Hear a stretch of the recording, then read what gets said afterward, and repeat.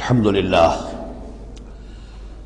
للہ وکفی والصلاة والسلام علی عبادہ الذین اصطفی خصوصاً علی افضلہم وخاتم النبیین محمد الامین وعلی آلہ وصحبہ اجمعین اما بعد فقد قال اللہ تبارک وتعالی کما ورد فی سورۃ النساء اعوذ باللہ من الشیطان الرجیم بسم اللہ الرحمن الرحیم ان المنافقین یخادعون اللہ وهو خادعهم وإذا قاموا إلى الصلاة قاموا كسالى يراءون الناس ولا يذكرون الله إلا قليلا مذبذبين بين ذلك لا إله هؤلاء ولا إله هؤلاء ومن يضلل الله فلن تجد له سبيلا يا أيها الذين آمنوا لا تتخذوا الكافرين أولياء من دون المؤمنين أتريدون أن تجعلوا لله عليكم سلطانا مبينا إن المنافقين في الدرك الأسفل من النار ولن تجد لهم نصيرا صدق الله العظيم رب اشرح لي صدري ويسر لي أمري واحلل عقدة من لساني يفقهوا قولي اللهم ربنا ألهمنا رشدنا واعصمنا من شرور أنفسنا اللهم أرنا الحق حقا وارزقنا اتباعه وأرنا الباطل باطلا وارزقنا اجتنابه اللهم طهر قلوبنا من النفاق وأعمالنا من الرياء وألسنتنا من الكذب وأعيننا من الخيانة فإنك تعلم خائنة الأعين وما تخفي الصدور آمین یا رب العالمین۔ سورہ نساء کے بارے میں نے شروع ہی میں آپ سے یہ عرض کر دیا تھا کہ اس میں سب سے زیادہ خطاب کا رخ جو ہے وہ منافقین کی طرف ہے، اگرچہ کہیں خطاب براہ راست یا ایھا الذین نافقوا کے الفاظ میں نہیں، یا ایھا الذین آمنوا، اس لیے کہ وہ بھی ایمان کے دعوے دار تھے، ایمان کے مدعی تھے، قانونی طور پر وہ بھی مسلمان تھے، مومن تھے۔ تو یہ طویل ترین مضمون جو ہے اب کنکلوڈ ہو رہا ہے ان آیات مبارکہ میں۔ ان المنافقین یخادعون اللہ، یقیناً منافق کوشش کر رہے ہیں اللہ کو دھوکہ دینے کی۔ یہ سورہ بقرہ کے دوسرے رکوع میں بھی آیت آئی تھی، میں نے عرض کیا تھا کہ مخادعہ باب مفاعلہ میں کسی شے کی کوشش ہوتی ہے، اس لیے کہ سامنے مقابلہ ہوتا ہے، پتہ نہیں ہوتا کون جیتے گا کون ہارے گا، لیکن یہاں اللہ کی طرف سے وَهُوَ خَادِعُهُمْ،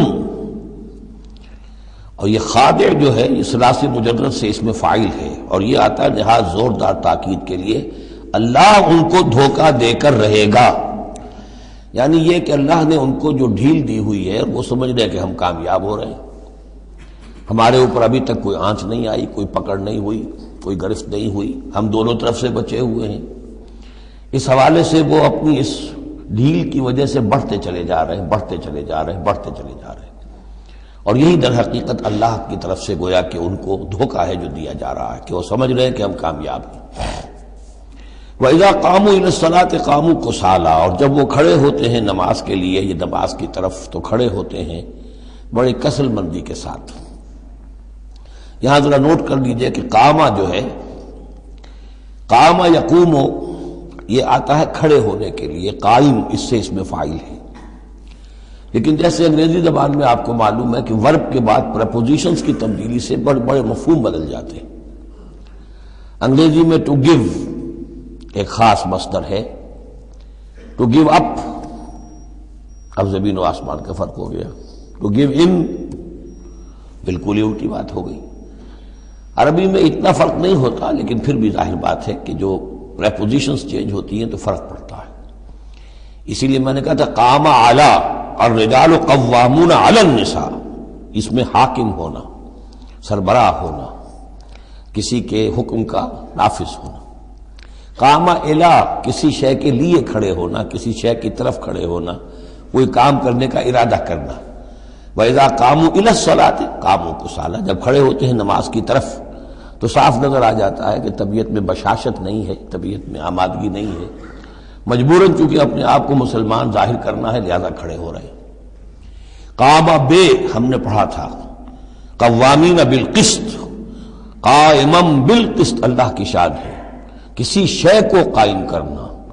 تو اس طریقے سے یہ جو الفاظ ہوتے ہیں ان کے ساتھ پریپوزیشنز کی چینج سے، یہ ہمارے ہاں عربی میں اس کو جو حروف جار کہتے ہیں، ان کے اضافے سے بہت اضافی معنی پیدا ہو جاتے ہیں۔ یراؤن الناس ولا یذکرون اللہ الا قلیلا، وہ لوگوں کو صرف دکھانے کے لیے کھڑے ہوتے ہیں، اور حقیقت میں جو ذکر الہی جو نماز کا اصل مقصد ہے، اقیم الصلاۃ علی ذکری، وہ انہیں نہیں حاصل ہوتا مگر بہت تھوڑا سا۔ کسی وقت کوئی واقعتاً اس بے دھیانی میں بھی ہو سکتا ہے کوئی آیت جو ہے وہ بجلی کے کڑکے کی طرح کڑک کر اور ان کے شعور کے اوپر کچھ نہ کچھ اثرات پیدا کر دے، الا قلیلا، بہت ہی شاذ۔ مذبذبین بین ذالک، یہ اس کے مابین مذبذب ہو کر رہ گئے ہیں، کفر کی طرف یا ایمان کی طرف، یکسو نہیں ہو رہے۔ اس لیے بار بار حضرت ابراہیم کے ساتھ اور حضرت ابراہیم کے تذکرے کے ساتھ حنیف کا لفظ آتا ہے، یکسو ہو جاؤ۔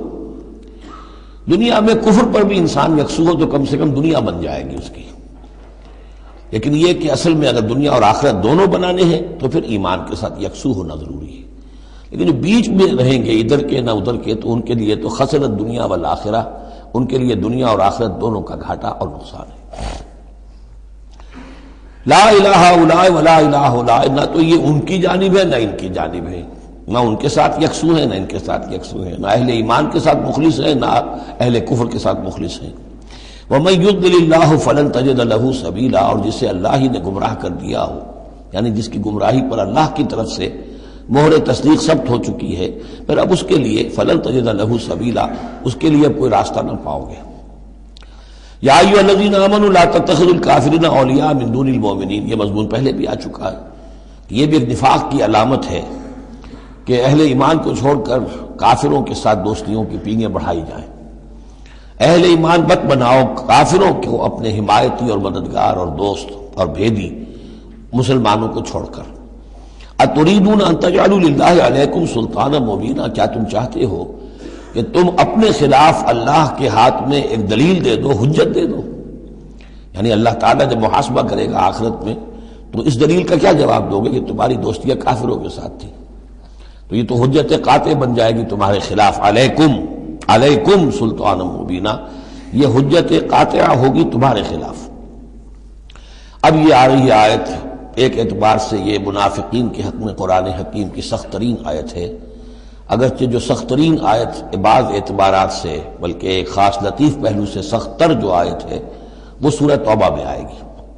یہ دو صورتیں ہیں اصل میں طویل صورتوں میں سے، سورہ توبہ اور سورہ نساء، جس میں کہ نفاق کا مضمون سب سے زیادہ تفصیل کے ساتھ آیا۔ ان المنافقین فی الدرک الاسفل من النار، یقیناً منافق آگ کے سب سے نچلے طبقے میں ہوں گے۔ وَلَن تَجِدَ لَهُمْ نَصِيرًا، اور تم نہ پاؤ گے ان کے لیے کوئی مددگار۔ إِلَّا الَّذِينَ تَابُوا، اصل میں منافقت کا آخری پردہ جو چاک ہوگا وہ ہوگا سورہ توبہ میں، سورہ گویا کہ سن 9 ہجری میں جا کر۔ ابھی یہ ہم سن 4 ہجری کے آس پاس ہیں، اس حوالے سے ذرا ابھی فصل ہے، تو ابھی ان کے لیے ایک رعایت رکھی ہے کہ توبہ کا دروازہ تمہارے لیے ابھی کھلا ہے۔ إِلَّا الَّذِينَ تَابُوا وَأَصْلَحُوا، اب بھی اگر سوائے ان کے جو توبہ کریں اور اصلاح کر لیں، وَاعْتَصَمُوا بِاللَّهِ، اور اللہ سے چمٹ جائیں، یکسو ہو جائیں، ایک ہی طرف کے ہو جائیں، کونوا ربانیین، اللہ والے بن جائیں، شیطان سے پینگے نہ بڑھائیں، شیطان کے ایجنٹوں سے اپنی دوستیاں نہ کریں، یکسو ہو جائیں اور اپنے آپ کو اس کے ساتھ وابستہ کر دیں ہر بعد آباد۔ اب یہ کشتی جو ہے ایمان کی اور اسلام کی، اگر یہ تیرتی ہے تو ہم تیریں گے، اگر خدا نہ خواستہ اس کے لیے کوئی حادثہ ہے تو ہم بھی اس حادثے میں شامل ہو گئے۔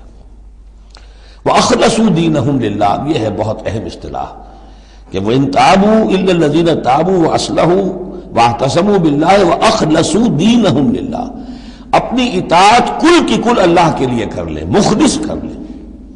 یہ نہ ہو کہ زندگی کے کچھ حصے میں اطاعت اللہ کی ہو رہی ہے، کچھ حصے میں کسی اور کی ہو رہی ہے، کیا کریں جی، یہ معاملہ تو رواج کا ہے، کیا کریں، اگرچہ ہے تو غلط شریعت کی روح سے، لیکن برادری کا رواج ہے، برادری کو چھوڑ تو نہیں سکتے۔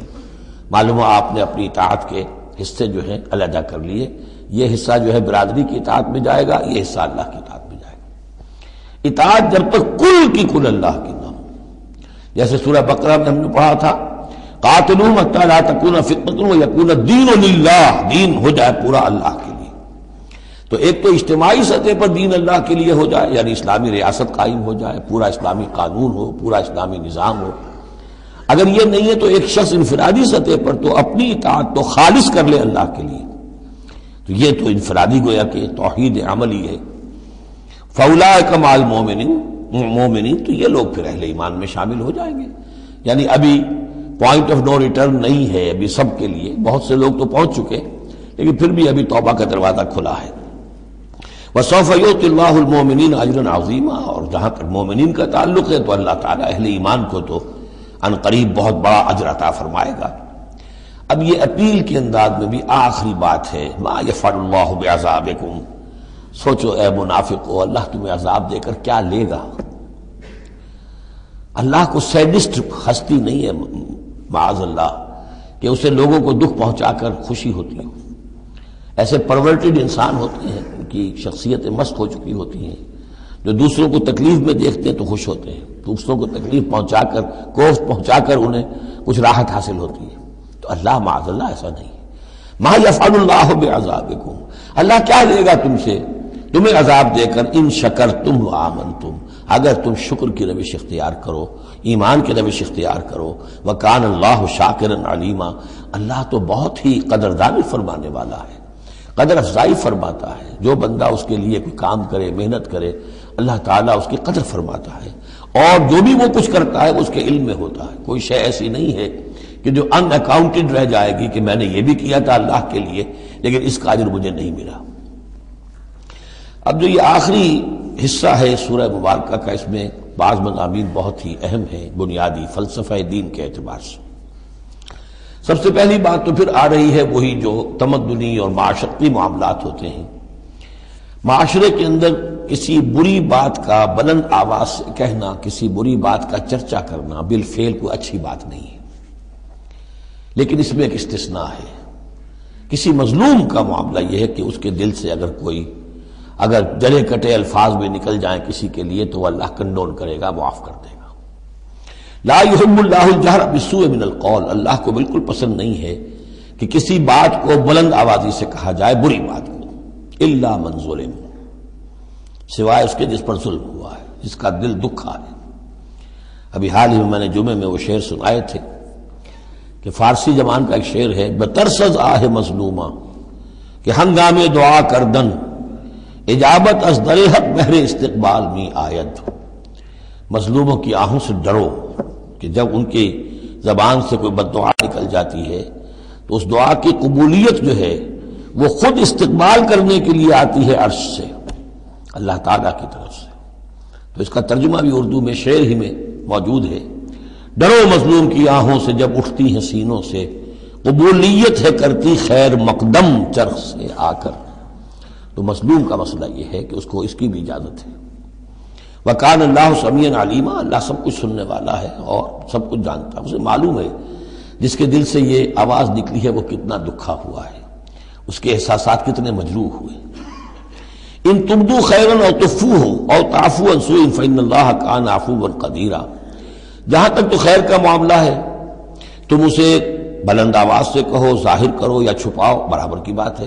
اللہ تعالیٰ کے لیے خیر تو خیر ہی ہر حال میں ہے، عیاں ہو یا خفیہ ہو۔ اور تعفو عن سوء، لیکن یہ ذرا اونچا مسئلہ ہے، اور اگر تم برائی کو سے معاف کر دیا کرو۔ اب یہ اپیل کے انداز میں مظلوم سے بھی کہا جا رہا ہے کہ اگرچہ تمہیں اٹھے یہ کہ تم پر گرفت نہیں ہوگی، لیکن تم ایک اس سے اعلیٰ تر اور بلند تر رتبہ ہے، اسے کیوں نہیں حاصل کرتے؟ اور تعفو عن سوء، کہ تم کسی برائی سے درگزر کرو، معاف کر دو۔ فإن اللہ عفوا قدیرا، تو یقیناً اللہ تعالیٰ بھی معاف فرمانے والا ہے اور قدرت رکھنے والا ہے۔ انسان تو بسا اوقات معاف کرنے پر مجبور بھی ہو جاتا ہے، اس لیے کہ بدلہ دینے کی قدرت نہیں رکھتا۔ اللہ تو مقتدرہ ہے، قدیر ہے، وہ تو جو چاہے فوراً جو ہے دیر اینڈ دین حساب چکا دے، لیکن نہیں، پھر بھی وہ اس کے باوجود وہ معاف فرماتا ہے۔ اب پھر یہ بہت اہم مضمون آ گیا ہے، وحدت الادیان کا جو ایک بنیادی جڑ ہے، اس کی جڑ کو یہاں کاٹی جا رہی ہے۔ غلط فلسفہ جو وحدت ادیان کا، میں نے آپ کو بتایا تھا کہ فلسفہ وحدت ادیان کا ایک حصہ صحیح ہے کہ اوریجن سب کا ایک ہے، لیکن یہ کہ اب جو وہ شکلیں ہیں ان کی وہ ایک ہے، اس سے بڑی حماقت اور جہالت اور ضلالت اور گمراہی اور کوئی نہیں۔ اب یہ کانٹے کی بات بتائی جا رہی ہے کہ اصل میں دین میں جس چیز کی وجہ سے غلطی پیدا ہوتی ہے وہ کیا ہے؟ اللہ اور رسولوں میں تفریق پیدا کر دینا۔ ایک ہے رسولوں میں تفریق کرنا، ایک رسول کو ماننا ایک کو نہ ماننا، ایک ہے اللہ کو علیحدہ کر دینا رسول کو علیحدہ کر دینا۔ یہ جہالت ہے جو فتنہ انکار حدیث میں، فتنہ انکار سنت میں، اور یہ کہ بس اہل قرآن جو اپنے آپ کو سمجھتے ہیں کہ رسول کا کام تھا قرآن پہنچا دینا، اللہ اللہ خیر صلی اللہ۔ اب اصل معاملہ ہمارا اور اللہ کا، اللہ کی کتاب ہے، ہم بھی سمجھتے ہیں، عربی زبان میں ہے، ہم اس کو خود سمجھیں گے، خود اس پر عمل کریں گے۔ باقی رسول نے اپنے زمانے میں مسلمانوں کو اس کی جو تشریح سمجھائی تھی ٹھیک ہے، اس وقت انہوں نے قبول کر لی، لیکن رسول کی تشریح جو ہے وہ دائمی نہیں ہے، دائمی شے صرف قرآن ہے، گویا کہ اللہ کو اور رسول کو جدا کر دیا۔ وہ بات یہاں آ رہی ہے، ان الذین یکفرون باللہ ورسلہ، یقیناً وہ لوگ جو کفر کرتے ہیں اللہ کا اور اس کے رسولوں کا، وَيُرِيدُونَ أَن يُفَرِّقُوا بَيْنَ اللَّهِ وَرُسُلِهِ، اور وہ چاہتے ہیں کہ تفریق کر دیں اللہ کے اور اس کے رسولوں کے مابین۔ یہ دین الہی بھی یہی تھا کہ بس اللہ کا دین سمجھو، رسول سے کیا نسبت ہے؟ جب رسول کی نسبت ہو جائے گا یہ دین مسیح ہے، یہ دین موسیٰ ہے، یہ دین عیسیٰ ہے، یہ دین فلاں ہے، اگر رسولوں کا یہ فیکٹر جو ہے جو ڈفرینشیٹنگ فیکٹر ہے نکال دیا جائے تو اللہ تو سب کا کامن ہے، تو دین الہی ہو گیا۔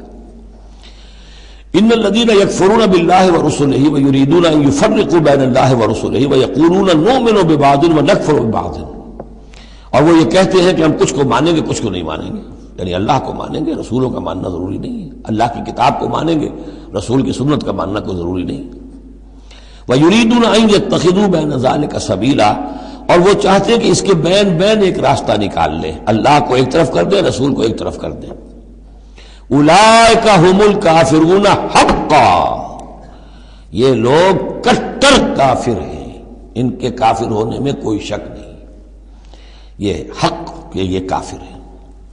وَأَعْتَدْنَا لِلْكَافِرِينَ عَذَابًا مُهِينًا، اور ہم نے ایسے کافروں کے لیے بڑا اہانت آمیز عذاب تیار کر رکھا ہے۔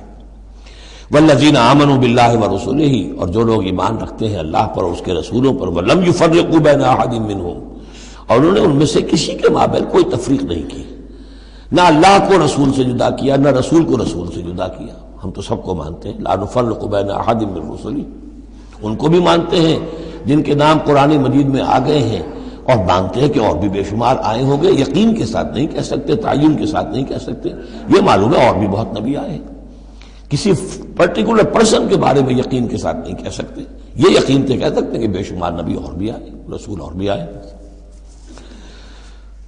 لم يفرقوا بین احد منهم اولئک سوف یؤتیہم اجورہم، یہ وہ لوگ ہیں کہ جنہیں اللہ تعالیٰ ان کے اجر عطا فرمائے گا، وکان اللہ غفورا رحیما، اور یقیناً اللہ تعالیٰ غفور الرحیم ہے۔ یسألک اہل الکتاب ان تنزل علیہم کتابا من السماء، یہ اہل کتاب، یہ یہودی اور محمد صلی اللہ علیہ وسلم آپ سے مطالبہ کر رہے ہیں کہ ان پر ایک کتاب آسمان سے اتاری جائے، یعنی جیسے تورات اتری تھی۔ آپ تو کہتے ہیں مجھ پر وحی آتی ہے، کہاں لکھی ہوئی ہے وہ وحی، کون لایا ہے ہمیں تو پتہ نہیں، موسیٰ کو تو وہ لکھی ہوئی ملی تھی اور وہ پتھر کی تختیوں میں لے کر آئے تھے۔ یسألک اہل الکتاب ان تنزل علیہم کتابا من السماء فقد سألوا موسیٰ اکبر من ذلک، تو اے نبی آپ فکر نہ کریں، ان کی پرواہ نہ کریں، انہوں نے، ان کے آباء و اجداد نے موسیٰ سے اس سے بھی بڑھ کر مطالبے کیے تھے۔ فقالوا ارنا اللہ جہرۃ، یاد کرو کہ وہ اللہ سے انہوں نے تو یہ مطالبہ بھی کیا تھا کہ ہمیں دکھاؤ اللہ کو عیاناً، ہم خود دیکھنا چاہتے ہیں۔ فاخذتهم الصاعقۃ بظلمهم، تو ان کی اس گناہ کی پاداش میں انہیں ایک کڑک نے آپ پکڑا تھا۔ ثم اتخذوا العجل من بعد ما جاءتهم البینات، پھر یہ کہ ان لوگوں کی ناہنجاری کا یہ بھی اندازہ کرو کہ جبکہ واضح نشانیاں ان کے پاس آ چکی تھی، 9 معجزے حضرت موسیٰ کے وہ دیکھ چکے تھے، پھر بھی انہوں نے بچڑے کی پرستش شروع کر دی۔ فعفونا عن ذلک، ہم نے ان تمام چیزوں سے درگزر کیا۔ وآتینا موسیٰ سلطان مبین، اور ہم نے موسیٰ کو غلبہ عطا کیا، واضح غلبہ، فرعون اور اس کے علاوہ لشکر کو ان کی نگاہوں کے سامنے غرق کر دیا۔ ورفعنا فوقهم الطور بميثاقهم، اور ہم نے ان کے سروں پر معلق کر دیا تھا طور کو، پہاڑ کو، جبکہ ان سے عہد لیا جا رہا تھا۔ وقلنا لهم ادخلوا الباب سجدا، اور ہم نے کہا تھا کہ جب یہ شہر فتح ہو جائے تمہارے ہاتھوں، یریکو، تو اس میں داخل ہونا تو سروں کو جھکا کر، وَقُلْنَا لَهُمْ لَا تَعْدُوا فِي السَّبْتِ، اور ہم نے ان سے یہ بھی کہا تھا کہ سبت کا، ہفتے کا جو قانون ہے اس میں حد سے تجاوز نہ کرو.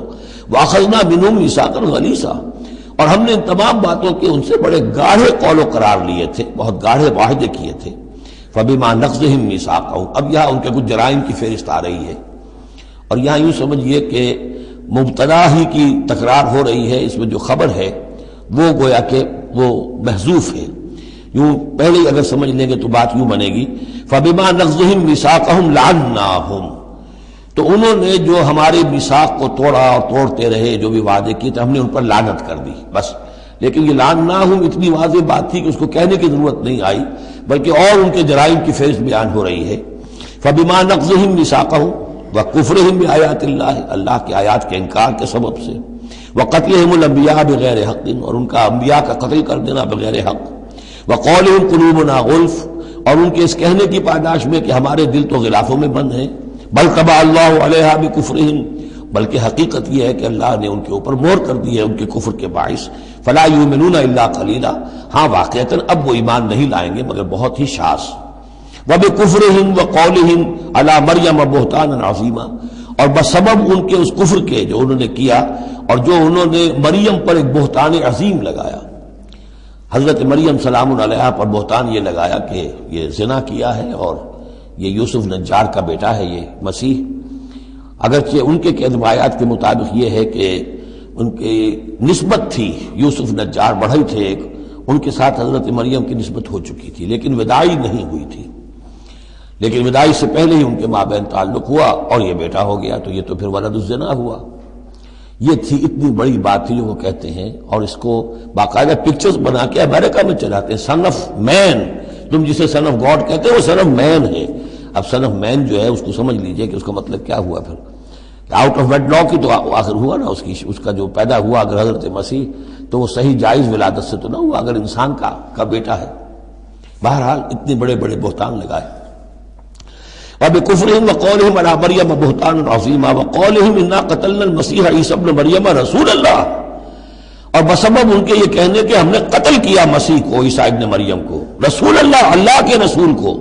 یہ رسول اللہ ان کا لفظ نہیں ہے، یہ اللہ کی طرف سے سائن آف ایکسکلیمیشن کے ساتھ. اچھا، ان کا دعویٰ یہ ہے کہ انہوں نے اللہ کے رسول کو قتل کیا، جبکہ رسول تو قتل ہو ہی نہیں سکتا. کتب اللہ لاغلبن انا ورسلی، یہ تو اللہ کا فیصلہ ہے، طے شدہ لکھا ہوا ہے کہ میں اور میرے رسول تو غالب آ کر رہیں گے. تو ان کی تو یہ جرأتیں ہیں کہ یہ سمجھتے ہیں کہ انہوں نے اللہ کے ایک رسول کو قتل کیا ہے. وما قتلوہ وما صلبوہ، ہرگز انہوں نے قتل نہیں کیا، نہ اسے سولی دی. ولکن شبہ لہم، بلکہ اس کی شبیہ بنا دی گئی ان کے لیے، صورت بنا دی گئی، مشابہت کر دی گئی اس کے ساتھ ان کے لیے، کہ انہوں نے جس کو سمجھا ہے کہ وہ مسیح ہے، وہ مسیح نہیں تھا، وہ مسیح کی جگہ کوئی اور تھا. جو انجیل برنباس سے معلوم ہوتا ہے کہ جوڈاس اسکیریوٹ جو کہ حواریین میں سے ایک تھا، ویسے اس کی نیت اور تھی، بد نیتی نہیں تھی، وہ ایک لمبی بات ہو جائے گی، اس کا وقت دورہ قرآن میں نہیں ہے.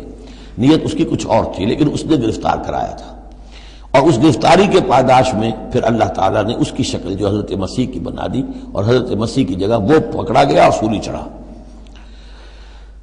وما قتلوه وما صلبوه ولكن شبه لهم وان الذين اختلفوا فيه لفي شك منه، اور جو لوگ اس کے بارے میں اختلاف میں پڑے ہوئے ہیں وہ شکوک و شبہات میں ہیں، انہیں خود پتہ نہیں کہ ہوا کیا، کیسے ہوا. ما لهم به من علم، ان کے پاس اس کے ضمن میں کوئی علم نہیں ہے، الا اتباع الظن، سوائے اس کے کہ اٹکل پچو کے تیر چلاتے ہیں. وما قتلوه یقینا، یہ بات یقینی ہے کہ اسے قتل نہیں کیا گیا، وہ قتل نہیں ہوا، وہ صلیب نہیں دیا گیا علیہ الصلوۃ والسلام. بل رفع اللہ الیہ، بلکہ اللہ نے اسے اٹھا لیا اپنی طرف. وکان اللہ عزیزا حکیما، اور اللہ تعالی زبردست ہے، کمال حکمت والا. اس کی تفصیل میں آپ کو پہلے بتا چکا ہوں کہ کیا شکل پیش آئی تھی اس باغ میں جہاں حضرت مسیح اپنے حواریین کے ساتھ روپوش تھے، جو کہ تفصیل انجیل برنباس میں ہے. وَإِن مِّنْ أَهْلِ الْكِتَابِ إِلَّا لَيُؤْمِنَنَّ بِهِ قَبْلَ مَوْتِهِ، اور نہیں رہے گا اہل کتاب میں سے کوئی بھی مگر اس پر ایمان لا کر رہے گا اس کی موت سے قبل. یعنی حضرت مسیح مرے نہیں ہیں، زندہ ہیں، وہ دوبارہ آئیں گے، اور دوبارہ جب آئیں گے تو اہل کتاب میں سے کوئی شخص نہیں رہے گا جو ان پر ایمان نہ لے آئے. وَيَوْمَ الْقِيَامَةِ يَكُونُ عَلَيْهِمْ شَهِيدًا، اور قیامت کے دن وہی ان کے خلاف گواہ بن کر کھڑا ہوگا۔ یہ خلاف گواہی وہی آ گئی جو ہم نے پڑھا تھا 41ویں آیت میں، فَكَيْفَ إِذَا جِئْنَا مِنْ كُلِّ أُمَّةٍ بِشَهِيدٍ وَجِئْنَا بِكَ عَلَىٰ هَٰؤُلَاءِ شَهِيدًا۔ ہر نبی کو اپنی قوم کے خلاف گواہی دینی، لہذا حضرت مسیح علیہ السلام اپنی اس قوم، اپنی امت کے خلاف گواہی دیں گے۔ فَبِظُلْمٍ مِّنَ الَّذِينَ هَادُوا حَرَّمْنَا عَلَيْهِمْ طَيِّبَاتٍ أُحِلَّتْ لَهُمْ۔ تو اللہ تعالیٰ کی ایک سنت یہ بھی ہے کہ کوئی قوم اگر کسی معاملے میں حد سے گزرتی ہے تو اس کو سزا کی ایک شکل یہ بھی ہوتی ہے کہ حلال چیزوں سے بھی محروم کر دیا جائے، حرام کر دی جائیں۔ تو ان لوگوں نے جنہوں نے یہودیت اختیار کی، ان کی اسی غلط روش کے باعث حرمنا علیہم طیبات، ہم نے بعض پاکیزہ چیزیں بھی ان پر حرام کر دیں، احلت لہم، جو کہ اصلاً ان کے لیے حلال تھیں۔ جیسے کہ حضرت یعقوب علیہ السلام نے اگر اونٹ کا گوشت کھانا چھوڑ دیا تھا تو اللہ تعالیٰ تورات میں فرما دیتے کہ بھئی یہ حرام نہیں ہے، یہ تو اسرائیل نے، حضرت یعقوب نے خود کر لیا تھا۔ اللہ نے کہا اچھا ٹھیک ہے، ان کی جو ہے یہ سزا رہے، ان پر جو تنگی ہے وہ رہے۔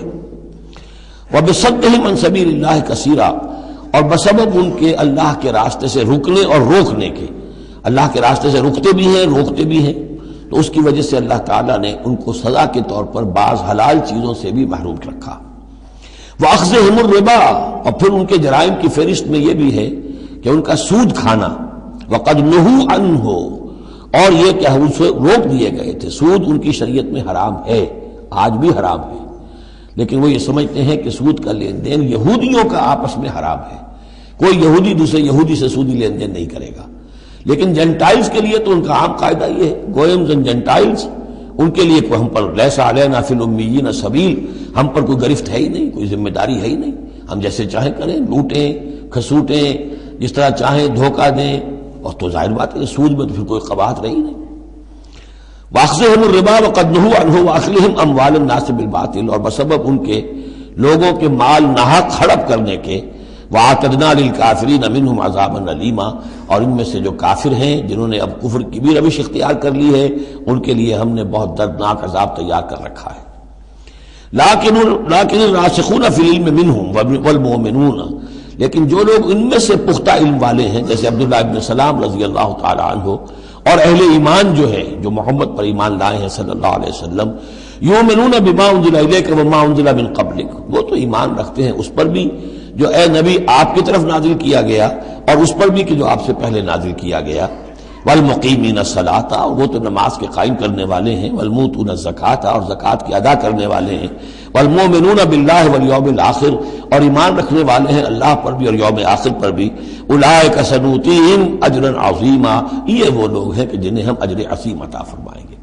یہاں بھی آپ دیکھ رہے ہیں کہ ابھی تھوڑی سی گنجائش رکھی جا رہی ہے کہ اہل کتاب میں سے بھی اگر کوئی ایلیمنٹ ہے، کوئی کہیں کونے کھدرے میں پڑا ہوا جس کے اندر فطرت جو ہے ابھی کچھ موجود ہے، سلامتی کسی درجے میں ہے، تو جس طریقے سے بھی ہو، یعنی بچا کھچا بھی اگر اس کان میں کوئی ہیرے کا ٹکڑا پڑا ہوا تو وہ بھی نکل آئے، بجائے اس کے کہ ابھی آخری دروازہ بند کر دیا جائے۔ تو نہ آخری دروازہ ابھی بند کیا منافقین پر اور نہ ان پر کیا۔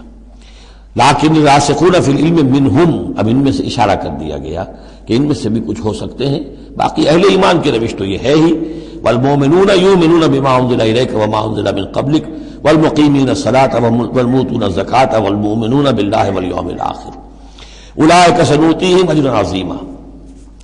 اب جو مقام آ رہا ہے یہ 23ویں رکوع کے شروع میں، یہ ان چند مقامات میں سے قرآن کے جس میں کہ انبیاء اور رسولوں کے ناموں کا گلدستہ آیا ہے۔ مثلا یہاں آپ دیکھیں گے پے بپے بہت سے انبیاء اور رسول کا نام لیے گئے، پھر ان میں سے بعض کی جو اضافی اور شانیں ہیں ان کا بیان کیا گیا، اور پھر بڑی اہم آیت فلسفہ قرآن کے اعتبار سے آگے آئے گی کہ نبوت کا بنیادی مقصد کیا ہے۔ نبوت کا بنیادی مقصد، فلسفہ نبوت، اساسی فلسفہ نبوت۔ انا اوحینا الیک کما اوحینا الی نوح، اے نبی ہم نے آپ کی جانب بھی وحی کی ہے جیسے کہ ہم نے نوح کی طرف وحی کی تھی، والنبیین من بعدہ، اور ان کے بعد بہت سے انبیاء پر کی تھی۔ حضرت شیس علیہ السلام وہ بھی حضرت نوح علیہ السلام، بلکہ یہ تو حضرت نوح سے بھی پہلے کے لوگ ہیں، شیس جو ہیں۔ اوحینا الی نوح والنبیین من بعدہ واوحینا الی ابراہیم واسماعیل واسحاق ویعقوب والاسباط، اور ہم نے وحی کی ابراہیم کی طرف، اسماعیل کی طرف، اسحاق کی طرف، یعقوب کی طرف اور ان کی اولاد کی طرف، وعیسیٰ وایوب ویونس وہارون وسلیمان، اور عیسیٰ کی جانب اور ایوب کی جانب اور یونس کی جانب اور ہارون کی جانب اور سلیمان کی جانب، وآتینا داؤد زبورا، اور داؤد کو تو ہم نے زبور جیسی کتاب عطا فرمائی، ورسلا قد قصصناہم علیک من قبل، ایسے بھی بہت سے رسولوں کو ہم نے بھیجا، یا وہی ہم نے ان کی جانب کی بھیجے ایسے رسول کہ جن کا ہم اس سے پہلے آپ کے سامنے تذکرہ کر چکے ہیں، وَرُسُلًا لَمْ نَقْصُصْهُمْ عَلَيْكَ، اور ایسے بھی بہت سے رسول ہیں کہ جن کے حالات ہم نے آپ کے سامنے بیان نہیں کیے۔ پوری دنیا کی تاریخ بیان کرنا تو قرآن مجید کا مقصد نہیں ہے، یہ تو کتاب ہدایت ہے، تاریخ کی کتاب نہیں ہے۔ وَكَلَّمَ اللَّهُ مُوسَىٰ تَكْلِيمًا، اور خاص اب شان جو حضرت موسیٰ علیہ السلام کی امتیازی شان ہے، اور موسیٰ سے تو کلام کیا اللہ نے جیسے کہ کلام کیا جاتا ہے، بس صرف یہ ہے کہ من ورائے حجاب تھا، پردے کے پیچھے سے تھا دو بدو کلام۔ اب وہ آیت آ رہی ہے کہ یہ رسول کس لیے بھیجے گئے؟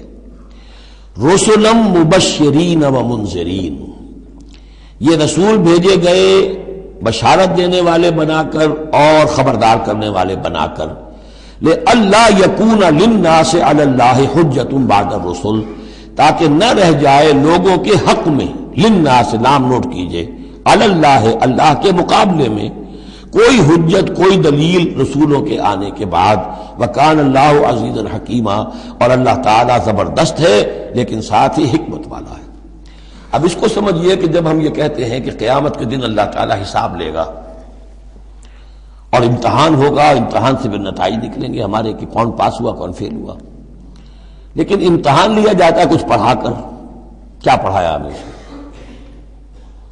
جانچا جاتا ہے کسی کو کچھ دے کر، کسی بچے کو آپ دیجئے 10 روپے، پھر آپ دیکھیے اس کا میلان تباہ کیا ہے، ٹافی کی دکان کی طرف بھاگتا ہے یا کوئی کسی کتابوں کی دکان کی طرف بھاگتا ہے، پتہ چل جائے گا اس کا رجحان کیا ہے۔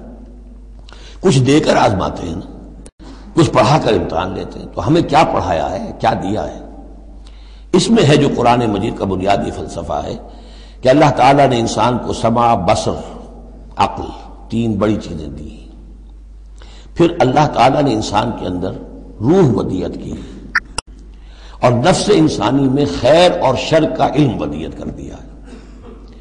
اب آئندہ کوئی وحی نہ آئے تب بھی ہر انسان جو ہے ان باتوں کی بنا پر اکاؤنٹیبل ہے۔ ہم نے تمہارے اندر تمیز رکھ دی تھی، یہ نیکی ہے یہ بدی ہے، تم بدی کی طرف کیوں گئے؟ تو گویا کہ کوئی نبی نہ آتا، کوئی کتاب نہ آتی، کوئی رسول نہ آتا، تب بھی اللہ تعالیٰ کی طرف سے محاسبہ ناحق نہیں تھا، اس لیے کہ وہ بنیادی چیزیں اللہ تعالیٰ دے چکا ہے۔ البتہ اتمام حجت کرتا ہے اللہ۔ اب یہ نوٹ کیجئے، حجت کیا ہے؟ حجت تو عقل ہے جو اللہ کو نے ہمیں دے رکھی ہے۔ ان السمع والبصر والفؤاد کل اولئک کان عنہ مسئولا، اس کی بنیاد پر مسئولیت ہے۔ اور یہ کہ نفس ونفس وما سواہا فالہمہا فجورہا وتقواہا، اس کے اندر نیکی اور بدی کی تمیز ودیت کر دی ہے، پھر تمہیں روح پھونکی ہے۔ ان سب چیزوں کی بنا پر تم اکاؤنٹیبل ہو، کوئی نبی آتا یا نہ آتا، یہ حجت اللہ کی تم پر قائم ہے۔ لیکن پھر بھی اللہ اتمام حجت کرنے کے لیے یہ اضافی شے ہے کہ اللہ نے تم ہی میں سے کچھ لوگوں کو چنا جو بڑے ہی اعلیٰ کردار کے لوگ تھے، تم جانتے تھے کہ یہ ہمارے ہاں کے بہترین لوگ ہیں، ان کے دامن کردار پر کوئی داغ دھبا نہیں ہے، ان کی سیرت و اخلاق تمہارے سامنے تھی کھلی کتاب کے مانند، ان کے پاس ہم نے اپنی وحی بھیجی، اور پھر تمہیں یہ کرو یہ نہ کرو یہ بھی بتا دیا۔ ایگزامینیشن میڈ ایزی بھی ہو گیا تمہارے لیے، اس امتحان کو ہم نے اتنا آسان کر دیا تاکہ اب کسی کے پاس کوئی عذر باقی نہ رہ جائے، کوئی جو ہے یہ پلیڈ نہ کر سکے کہ میں تو اگنورنس کے پلیڈ کرے کہ میں تو اگنورنٹ تھا، مجھے معلوم نہیں تھا۔ جب رسول آ گئے تو اب کوئی عذر باقی نہیں رہا۔ رسول سے پہلے پھر بھی کوئی شخص کہہ سکتا ہے پروردگار میں ایسے ماحول میں پیدا ہو گیا تھا، وہاں سب کے سب اسی رنگ میں رنگے ہوئے تھے، پروردگار میں اپنے 2 وقت کی روٹی کے دھندے میں ایسا لگا رہا کہ مجھے کبھی ہوش ہی نہیں آئی کہ میں سوچتا۔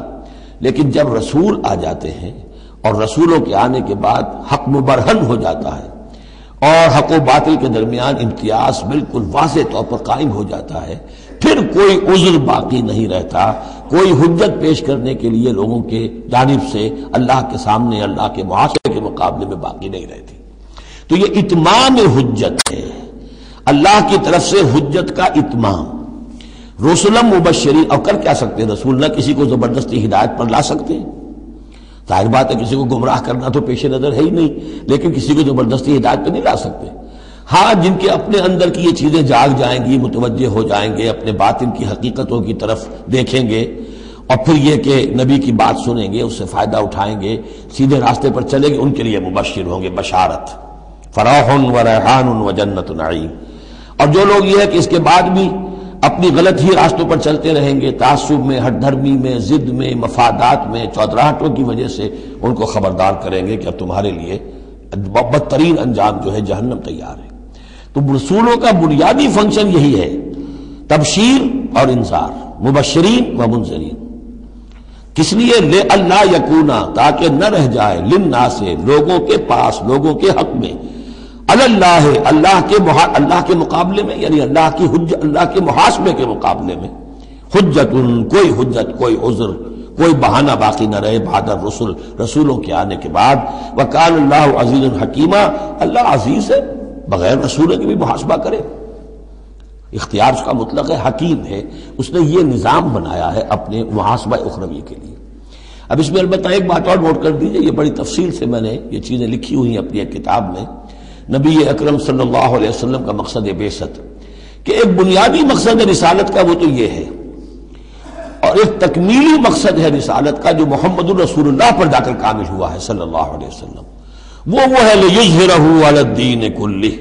انہوں نے بھی کام شروع کیا یہیں سے، یا ایھا النبی انا ارسلناک شاہدا ومبشرا ونذیرا وداعیا الی اللہ باذنہ وسراجا منیرا۔ بنیادی حیثیت تو وہی آپ کی بھی وہی ہے، لیکن اس کے اوپر تکمیلی حیثیت کیا ہے؟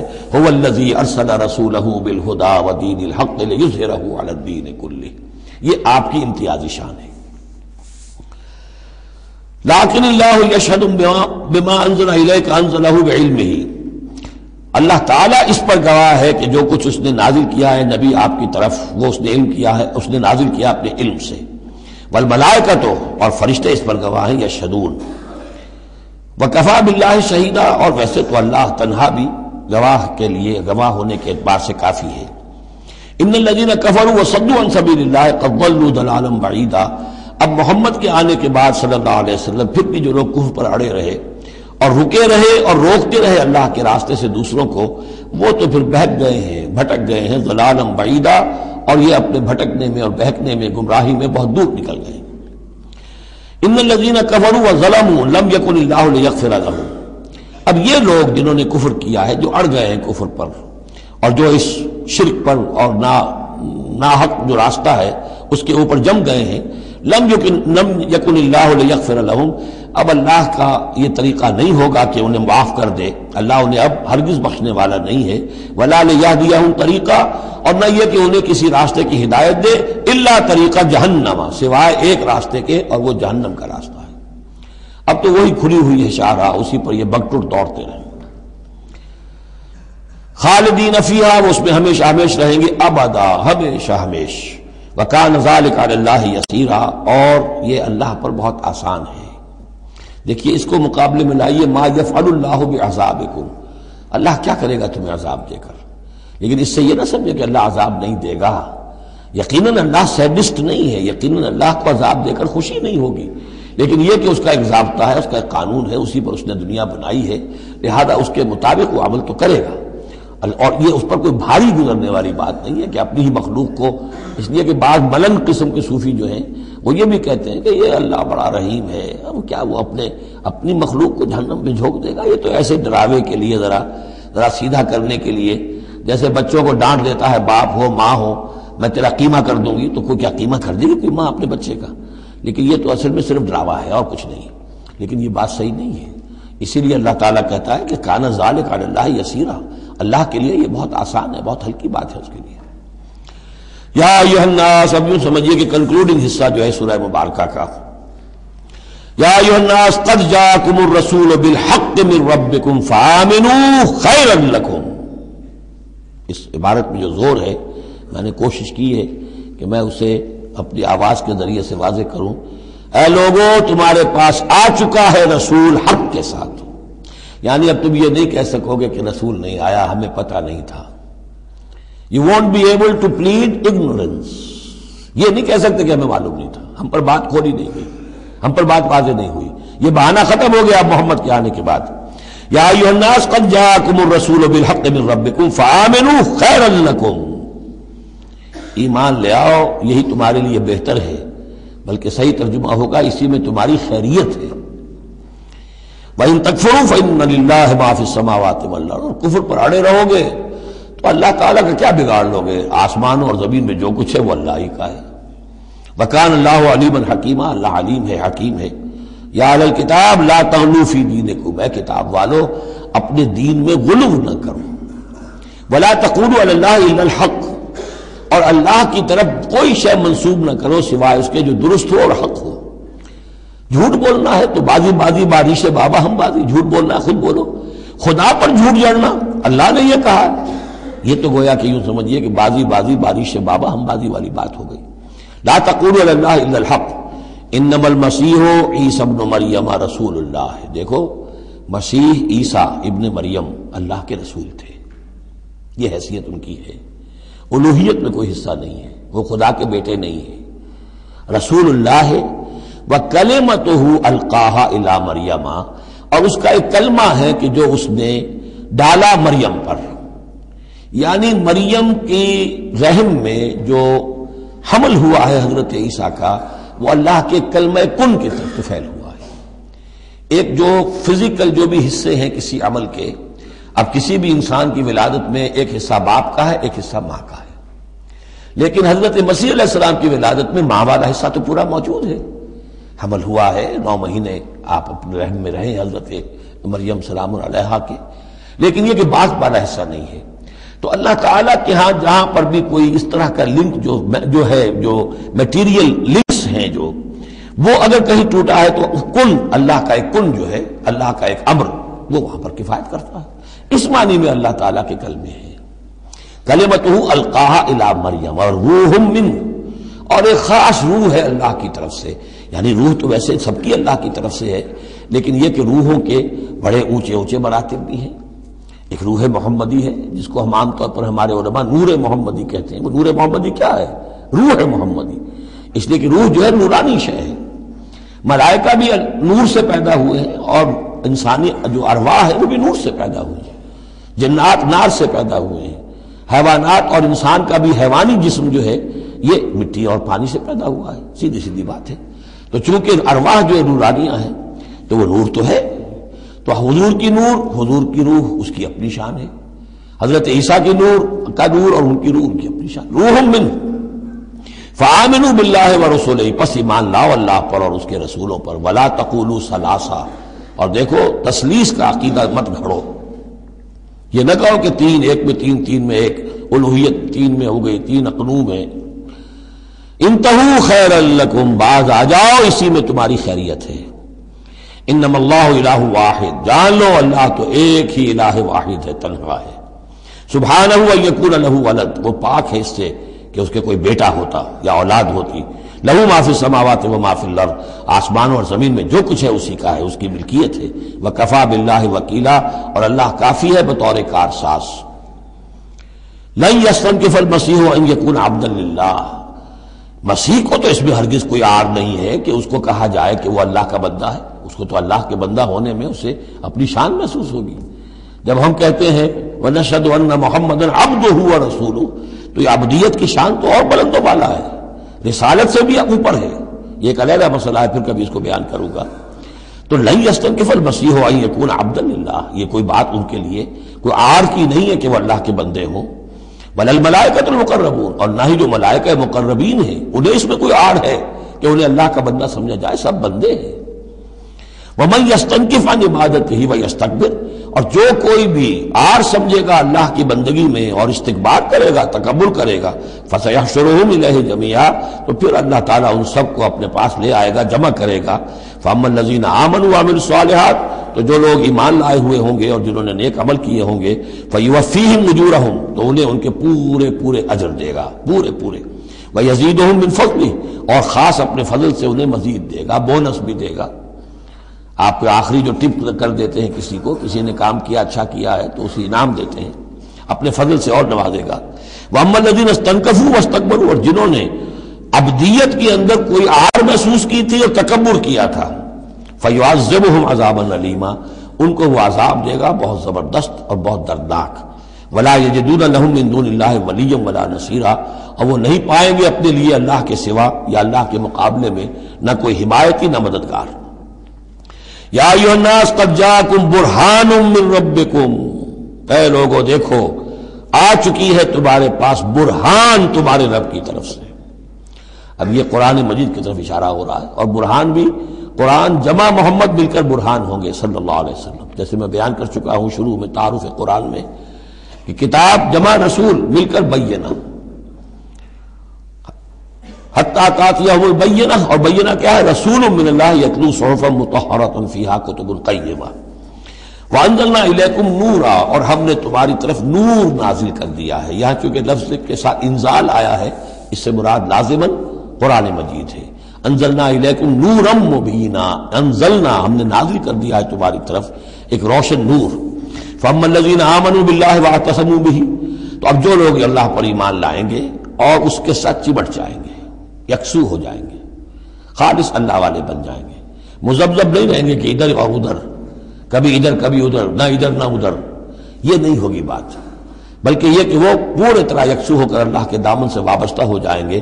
فَسَيُدْخِلُهُمْ فِي رَحْمَةٍ مِّنْهُ وَفَضْلٍ، انہیں وہ داخل کرے گا اپنی رحمت اور فضل میں، وَيَهْدِيهِمْ إِلَيْهِ صِرَاطًا مُسْتَقِيمًا، اور پھر یہ کہ انہیں چلائے گا صراط مستقیم پر جو اس تک لے آئے گی، وہ صراط مستقیم، یہدیہم الیہ اپنی طرف ہدایت دے گا سہج سہج رفتہ رفتہ، الہ اپنے پاس اپنے خاص فضل و کرم کی جوار رحمت میں لے آئے گا، صراطا مستقیما، سیدھے راستے پر چلا کر۔ اب یہ جو ہے آخری ایک آیت رہ گئی ہے، پھر یہ استفتاء ہے۔ قانون وراثت میں جو ایک لفظ آیا تھا کلالہ، اور کلالہ کے بارے میں آیا تھا کہ اس کے اگر بہن بھائی ہوں تو ان کی وراثت کا حکم یہ ہے، وہ لوگوں پر واضح نہیں ہو سکا تھا، جیسے کہ خواتین کے بارے میں بعض اور مسائل واضح نہیں ہو سکے تھے۔ تو یستفتونک، اے نبی یہ آپ سے فتویٰ مانگ رہے ہیں، وضاحت چاہ رہے ہیں۔ قل اللہ یفتیکم فی الکلالہ، کہو کہ اللہ تعالیٰ تمہیں کلالہ کے بارے میں مزید وضاحت دے رہا ہے، فتویٰ دے رہا ہے، حکم بتا رہا ہے۔ ان امرؤ ہلک لیس لہ ولد ولہ اخت، اگر کوئی شخص مر گیا، فوت ہو گیا اور اس کا کوئی اولاد نہیں ہے، اور کلالہ اس کو کہتے ہیں اولاد بھی نہ ہو والدین بھی نہ ہو، ولہ اخت، اور اس کی ہو ایک بہن، فلہا نصف ما ترک، تو ایسے ہی جیسے ایک بیٹی ہو تو اسے آدھا ملے گا، تو اس کے مطابق اس کو آدھا مل جائے گا۔ وَهُوَ يَرِثُهَا إِن لَّمْ يَكُن لَّهَا وَلَدٌ، اور کلالہ اگر عورت تھی اور اس کے کوئی اولاد نہیں، کوئی والدین نہیں، تو اس کا پورا وارث اس کا بھائی بن جائے گا، پھر پوری جو اس کی دولت ہے، اس کی وراثت اس کے بھائی کو چلی جائے گی۔ فَإِن كَانَتْ اثْنَتَيْنِ فَلَهُمَا الثُّلُثَانِ مِمَّا تَرَكَ، اور اگر وہ بہنیں جو ہیں وہ دو سے زائد ہو یا دو ہو تو 2/3 میں وہ شریک ہو جائیں گے۔ وَإِن كَانُوا إِخْوَةً رِجَالًا وَنِسَاءً، اور بہن بھائی ہوں بہت سے، فَلِلذَّكَرِ مِثْلُ حَظِّ الْأُنثَيَيْنِ، تو پھر وہ اصلی قاعدہ جو ہے کہ مرد کے لیے 2 عورتوں کے برابر حصہ ہو جائے گا، بھائی کو بہنوں سے ڈبل ملے گا۔ یعنی یوں سمجھ لیجئے کہ وہ جو حکم وہاں تھا بیان کیا گیا وہ اخیافی بہن بھائیوں کا تھا۔ اخیافی بہن بھائی وہ ہوتے تھے عرب میں کہ ماں ایک ہو باپ علیحدہ ہو، ان کا چونکہ خاص مسئلہ ہوتا تھا اس لیے بیان کر دیا۔ باقی عینی اور اللاتی، ماں باپ دونوں ایک ہو، اور یا یہ کہ مائیں علیحدہ ہو باپ ایک ہو، تو ان کا وہی قانون ہوگا کہ جو بیٹا بیٹی کا ہے، کہ جس طریقے سے کہ بیٹا اور بیٹی میں جس نسبت سے وراثت تقسیم ہوتی ہے ایسے ہی ان بہن بھائیوں میں ہوگی۔ یہ ہے یبین اللہ لکم ان تضلوا، اللہ واضح کیے دیتا ہے تمہارے لیے مبادا تم گمراہ ہو جاؤ، واللہ بکل شیء علیم، اور اللہ ہر چیز کا علم رکھتا ہے۔ سورہ نساء مکمل ہوئی، اب اللہ کا نام لے کر اس گروپ کی جو آخری صورت ہے، اور یہ نوٹ کر لیجئے کہ جو ہمارا منزلوں کا میں نے نظام آپ کو بتایا تھا، پہلی منزل ختم ہو گئی ہے۔ یہ سورہ مائدہ سے المنزل 2 یہ شروع ہو رہی ہے، المنزل 2 دوسری منزل شروع ہو گئی۔ لیکن جو مکی اور مدنی صورتوں کے گروپ ہیں وہ ابھی ختم نہیں ہوا۔ پہلا وہ تو یہ کہ مکی صورت سورہ فاتحہ، مدنی کا ایک گروپ البقرہ اور آل عمران، دوسرا گروپ النساء اور المائدہ، المائدہ مل کر پھر جا کر جو گروپ ہے مکی مدنی کا وہ ختم ہوگا جبکہ مائدہ ختم ہوگی۔ سورہ مائدہ کا بھی تقریباً اسلوب وہی ہے کہ جو سورہ نساء کا ہے، لیکن یہ کہ یہاں زیادہ جو زور ہے وہ اہل کتاب پر ہے۔ جیسا کہ میں نے آپ کو بتایا تھا کہ یہ جو گروپ ہے پہلا ان صورتوں کا، اس کے دو مضامین ہیں بنیادی، ایک شریعت اسلامی، شریعت اسلامی کا بلو پرنٹ ابتدائی خاکہ جو ہے وہ سورہ بقرہ میں، تکمیلی احکام اب اس میں آئیں گے۔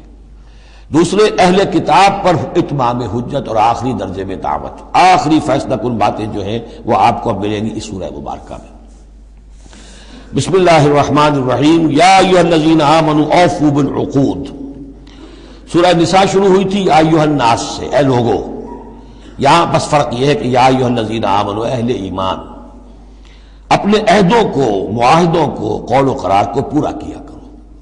اب انہوں سمجھ لیجئے کہ سماجی زندگی جتنی انسان کی ہے وہ معاہدوں پر قائم ہے۔ Even marriage is a social contract, شادی کیا ہے؟ ایک معاہدہ ہے، ایک مرد ایک عورت کے مابین ساتھ رہنے کا، ساتھ زندگی گزارنے کا۔ اس کے کچھ حقوق ہیں، کچھ فرائض ہیں، بیوی کے حقوق، شوہر اور اس کے فرائض، اور شوہر کے حقوق اور اس کے فرائض، معاہدہ ہے۔ بڑے بڑے کاروبار جو ہیں وہ معاہدوں کی شکل میں ہوتے ہیں، تو معاہدہ ہے۔ اور بھی سوشل کانٹریکٹس ہیں کہ جو ہمارے ہاں employer employee relationship is a contract, یا جو سیاسی نظام ہے، عہدے ہیں، مناصب ہیں، ان کی ذمہ داریاں ہیں، ان کے پریویلیجز ہیں، یہ آپ کی ذمہ داریاں ہیں، یہ آپ کے اختیارات ہیں۔ تو ایک ہی شے اگر پوری ہو جائے، اوفوا بالعقود، جو بھی عقد ہو، عقد کہتے ہیں گرہ کو، عقدہ کہتے ہیں، عقدہ گرہ۔ عقد ہے کوئی چیز بند گئی، بس طے ہو گئی، فیصلہ ہو گیا، وہ عقود ہے۔ احلت لکم بہیمۃ الانعام الا ما یتلی علیکم، تمہارے لیے تمام جو مویشی کی نوعیت کے حیوانات ہیں وہ حلال کر دیے گئے، ان کا گوشت کھانا، سوائے اس کے جو تمہیں پڑھ کر سنائے جاتے ہیں۔ یعنی ان میں خنزیر ہے وہ حرام ہے، اور مردار اگر ہے تو حرام ہے، وغیرہ وغیرہ، وہ بعد میں آ جائے گا۔ لیکن باقی جو مویشی، وہ ہوش نہیں، شیر چیتا جو وحشی ہیں یہ نہیں، جو مویشی قسم کے، ہرن ہے، نیل گائے ہے، اور اس طرح کی چیزیں جو بھی ہیں کہ جو عام طور پر وہ گوشت خور نہیں ہے، بلکہ یہ کہ سبزے کے اوپر ان کا گزارا ہوتا ہے، یہ ساری چیزیں جو ہیں یہ تمہارے لیے حلال کی گئی ہیں۔ غیر محل الصید وانتم حرم، ایک تم پر پابندی ہے کہ اگر حج کے لیے احرام باندھا ہوا ہو یا عمرے کے لیے تو تم اس حالت میں شکار نہیں کر سکتے۔ ان اللہ یحکم ما یرید، یہ اللہ کا اختیار ہے، وہ فیصلہ کرتا ہے، حکم دیتا ہے جو چاہتا ہے۔ یا ایھا الذین آمنوا لا تحلوا شعائر اللہ ولا الشہر الحرام ولا الہدی ولا القلائد ولا عامین البیت الحرام، اہل ایمان مت بے حرمتی کرو اللہ کے شعائر کی، مت حلال کر لیا کرو، بے حرمتی کر دیا کرو اللہ کے شعائر کی، اور نہ حرمت والے مہینوں کی، اور نہ ہدی کے جانوروں کی، جو جانور لے کے جائے جاتے تھے کعبے کی طرف حج کے لیے یا عمرے کے لیے ساتھ لے کر جاتے تھے، ولا القلائد، اور ان کے گلوں کے اندر پٹے ڈال دیے جاتے تھے علامت کے طور پر کہ اب یہ کعبے کی طرف جا رہے ہیں، ولا عامین البیت الحرام، اور نہ وہ حاجی لوگ کہ جو بیت حرام کی طرف چل رہے ہیں، قصد کر رہے ہیں، جا رہے ہیں، اب وہ بھی ان کی بھی ایک نسبت ہو گئی ہے کہ یہ سفر کر رہے ہیں تو اللہ کے گھر کے مسافر ہیں۔ جیسے کہ وہاں آپ نے دیکھا ہوگا جو گئے ہیں کہ انہیں وہ کہتے ہیں مرحبا بضیوف الرحمن، کہ مرحبا ان لوگوں کو کہ جو رحمان کے مہمان ہیں، یعنی حاجی جو یہاں آئے ہیں وہ اصل میں اللہ کے مہمان ہیں، اللہ میزبان ہے۔ تو اب ان کے لیے یہ ہے کہ ان کی بے حرمتی نہ ہو، حتیٰ کہ عزت نہ ہو۔ یبتغون فضلا من ربہم ورضوانا، یہ سب جو ہیں اللہ تعالیٰ کے فضل کی اور اس کے اپنے رب کے رضوان کی تلاش میں ہیں، اس کی کوشش میں جا رہے ہیں۔ وَإِذَا حَلَلْتُمْ فَاصْطَادُوا، ہاں جب تم احرام کھول دو، حلال ہو جاؤ، تو یہ حلال ہو جانا ایک اصطلاح ہے، جبکہ احرام کھل گیا، فَاصْطَادُوا، پھر تم شکار کرو، تمہیں کھلی چھوٹ ہے، ساری پابندیاں احرام کی حالت کی ہیں۔ وَلَا يَجْرِمَنَّكُمْ شَنَآنُ قَوْمٍ أَن صَدُّوكُمْ عَنِ الْمَسْجِدِ الْحَرَامِ أَن تَعْتَدُوا، اور دیکھنا تمہیں آمادہ نہ کر دے کسی قوم کی دشمنی کہ انہوں نے تمہیں روکے رکھا تھا مسجد حرام سے کہ تم بھی زیادتی کرو، یعنی انہوں نے تمہیں روکے رکھا 7 برس تک، 6 برس تک، اور تمہیں یہاں قریب نہیں آنے دیا۔ اب ایسا نہ ہو کہ اس کے بدلے میں تم کو زیادتی کرو، زیادتی مت کرو۔ وَلَا يَجْرِمَنَّكُمْ شَنَآنُ قَوْمٍ، تمہیں آمادہ نہ کر دے کسی قوم کی دشمنی، اور دشمنی کس وجہ سے؟ ان صدوکم عن المسجد الحرام، کہ انہوں نے تمہیں روکے رکھا مسجد حرام سے، ان تعتدوا، کہ تم زیادتی کرنے لگو۔ وتعاونوا علی البر والتقوی، نیکی کے کاموں پر اور تقوی کے کاموں پر تعاون کیا کرو۔ ولا تعاونوا علی الاسم والعدوان، اور اسم، گناہ اور عدوان، ظلم اور زیادتی کے کاموں میں تعاون مت کرو۔ واتقوا اللہ ان اللہ شدید العقاب، اللہ کا تقوی اختیار کرو، یقیناً اللہ تعالیٰ سزا دینے میں بہت سخت ہے۔ دیکھیے انداز بالکل وہی ہے جو سورہ نساء کا ہے وہی معاشرتی معاملات، اس کے بارے میں بنیادی اصول۔ اب یہاں پہ پھر وہ آ رہی ہے آخری مرتبہ یہ آیت اور مزید وضاحت کے ساتھ، حرمت علیکم المیتۃ، تم پر حرام کیا گیا مردار، جو خود اپنی موت مر گیا جانور، وہ حرام ہو گیا، والدم، دم اور خون، ولحم الخنزیر اور خنزیر کا گوشت، وما اہل لغیر اللہ بہ، اور جس پر پکارا گیا اللہ کے سوا کسی اور کا نام، کسی اور کے نام نامزد ہے، کسی اور کا تقرب حاصل کرنے کے لیے اس کا وہ جو ہے ذبح کیا جا رہا ہے، والمنخنقۃ، اور وہ جانور جو گلا گھٹنے سے مر گیا۔ کبھی ایسا ہوتا ہے کہ کوئی بکری ہے یا کچھ اور ہے، وہ اپنی زنجیر جس میں بندھی ہوئی ہے اسی کا کوئی پھندا ایسا لگ جاتا ہے، اب وہ جتنی کوشش کرتی ہے اس پھندے سے نکلنے کی وہ گلا گھٹ جاتا ہے، مر جاتی ہے، تو یہ بھی مردار کے حکم میں ہے۔ والموقوذۃ، یا چوٹ لگنے سے کسی جانور کی موت واقع ہو گئی، وہ بھی مردار کے حکم میں ہوگا۔ والمتردیۃ، یا اونچی جگہ سے کہیں سے کوئی جانور گرا ہے، گردن ٹوٹ گئی ہے، مر گیا ہے، وہ بھی مردار ہے۔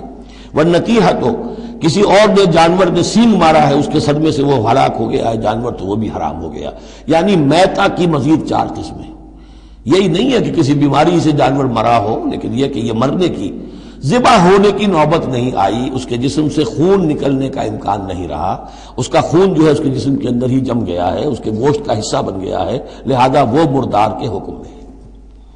وما اکل السبع الا ما ذکیتم، اور جسے کھا لیا ہو درندوں نے مگر یہ کہ جسے تم ذبح کر لو۔ فرض کیجئے کہ کسی شیر نے یا کسی چیتے نے کسی ہرن کے اوپر حملہ کیا، لیکن اس سے پہلے کہ وہ ہرن مرتا وہ شیر بھاگ گیا، آپ نے کوئی فائر کیا وہ بھاگ گیا، ابھی ہرن میں جان ہے، آپ نے جا کے ذبح کر لیا، تو وہ پھر آپ کے لیے جائز ہے، کیونکہ ابھی اس میں جان تھی، ذبح آپ نے کیا ہے، تو اب یہ کہ اس میں سے وہ خون نکل جائے گا، تو جہاں جہاں شیر کا منہ لگا ہو اس حصے کو کاٹ کر پھینک دیجئے، باقی آپ کھا سکتے ہیں۔ الا ما ذکیتم، سوائے اس کے کہ جسے تم نے ذبح کر لیا۔ وما ذبح علی النصب، اور یہ بھی تمہارے لیے حرام کیا گیا کہ تم استھانوں پہ جا کر ذبح کرو، یہ خاص جگہ ہے، یہ خاص جو ہے وہ کسی ولی اللہ کا بازار ہے، وہاں جا کے ذبح کرنا، یا کسی دیوتا یا دیوی کا کوئی استھان ہے، وہ بھی اب حرام ہو گیا۔ وَأَن تَسْتَقْسِمُوا بِالْأَزْلَامِ، یا جوئے کے تیروں کے ذریعے سے تقسیم کرو، یہ بھی ایک جوئے کی شکل ہو جاتی تھی، وہ لوگ یہ کرتے تھے، قربانی اپنی کی، اس کے بعد گوشت کے ڈھیر لگا دیے، اب تیروں کے ذریعے سے جوا کھیل رہے ہیں، تو بڑے بڑے ڈھیر جو ہیں اس کے اندر داؤ پر لگ رہے ہیں۔ ذالکم فسق، یہ تمام چیزیں جو ہیں گناہ کے کام ہیں۔ الیوم یئس الذین کفروا من دینکم، دیکھو اب یہ کافر لوگ تمہارے دین سے مایوس ہو چکے ہیں، یعنی یہ سمجھ چکے ہیں کہ نظام تو اب اللہ ہی کا رہے گا۔ اب یہاں پر چونکہ سورہ مائدہ جیسا کہ میں نے اس کی آخری صورتوں میں سے ہے، لہذا اب انہیں یہ تو توقع نہیں ہے کہ اسلام کا راستہ روک سکیں گے، لیکن وہ یہ ضرور چاہیں گے کہ اس قسم کی چیزیں تمہارے اندر جاری رہیں، اس طرح کی چیزیں جیسے ہمارے ہاں بھی ہندوانہ اثرات چلتے رہے بہت عرصے تک، اب بھی چل رہے ہیں۔ تو الیوم یئس الذین کفروا من دینکم، تمہارے دین سے تو وہ مایوس ہو چکے ہیں کہ اب یہ دین تو انہی کا ہوگا اور ہمارا دین ختم ہوا۔ فلا تخشوہم واخشونی، تو اب ان سے مت ڈرو، مجھ سے ڈرو۔ الیوم اکملت لکم دینکم، آج کے دن میں نے تمہارے لیے تمہارے دین کی تکمیل فرما دی ہے۔ واتممت علیکم نعمتی، اور تم پر اتمام فرما دیا ہے اپنی نعمت کا۔ ورضیت لکم الاسلام دینا، اور تمہارے لیے میں نے پسند کر لیا ہے ہمیشہ ہمیش کے لیے میرے ہاں پسندیدہ اور مقبول دین صرف اسلام ہے۔ فمن اضطر فی مخمصۃ، اب یہ جو حکم دیا گیا تھا یہ چیزیں حرام ہیں، تو لیکن کوئی شخص اگر اضطرار میں آ جائے، شدید فاقہ ہے، بھوک ہے، جان نکل رہی ہے، غیر متجانف الاسم، اس میں گناہ کی طرف کوئی رجحان نہ ہو، کوئی شرارت دل کے اندر نہ ہو کہ میں نے واقعی یہ سور حرام ہے لیکن ذرا چکھ کے دیکھنا ہی ہے آج تو کیسا ہے، نہیں، جان پر بنی ہوئی ہے لیکن اس قسم کا خیال کوئی نہ ہو۔ فإن اللہ غفور الرحیم، تو اللہ تعالیٰ غفور اور رحیم ہے۔ یسألونک ماذا أحل لهم، اے نبی آپ سے پوچھتے ہیں کہ ان کے لیے کیا کچھ حلال ہے۔ قل أحل لكم الطیبات، تمہارے لیے سب پاکیزہ چیزیں حلال کر دی گئیں۔ وما علمتم من الجوارح مکلبین تعلمونہن مما علمکم اللہ، اور جو تم چھوڑتے ہو سدھاتے ہو شکاری جانوروں کو، جنہیں تم چھوڑتے ہو شکار کے لیے، انہیں تم نے سدھایا ہے، سکھایا ہے اس میں سے کہ جو اللہ نے تمہیں سکھایا ہے۔ فَكُلُوا مِمَّا أَمْسَكْنَا عَلَيْكُمْ، تو اب وہ اگر جا کر آپ نے کتا چھوڑا ہے، اس نے خرگوش کو پکڑ لیا ہے یا کسی اور جانور کو، فَإِنْ أَمْسَكْنَا عَلَيْكُمْ، اگر انہوں نے روکے رکھا ہے تمہارے لیے اس شکار کو تو اس کو کھاؤ۔ وَاذْكُرُوا اسْمَ اللَّهِ عَلَيْهِ، اس پر اللہ کا نام لو۔ وَاتَّقُوا اللَّهَ، اور اللہ تعالیٰ کا تقوی اختیار کرو۔ إِنَّ اللَّهَ سَرِيعُ الْحِسَابِ، یقیناً اللہ تعالیٰ حساب لینے میں بہت جلدی کرتا ہے، یا حساب لینے میں اسے دیر نہیں لگتی۔ بارک اللہ لی ولکم فی القرآن العظیم ونفعنی وإیاکم بالآیات والذکر